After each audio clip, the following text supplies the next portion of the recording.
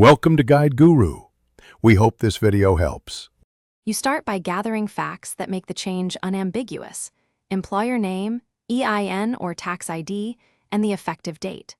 Once done, log into the Adlsa portal with your verified digital ID so the system recognizes you.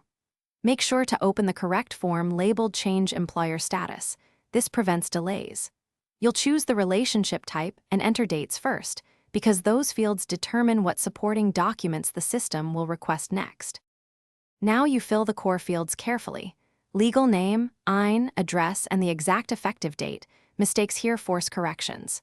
Then upload supporting files, choose PDF or JPG, and keep each file under the portal size limit so uploads won't fail.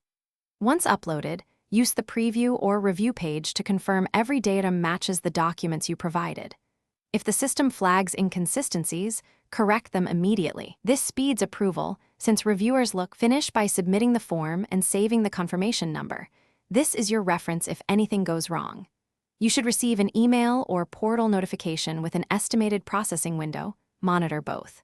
If reviewers ask for clarification, respond promptly with the requested files to avoid delays. One troubleshooting tip: if your upload fails repeatedly, clear the browser cache or use a different browser and reformat documents to PDF. This usually resolves file compatibility or session problems. Thanks for watching. Consider subscribing if we helped you today.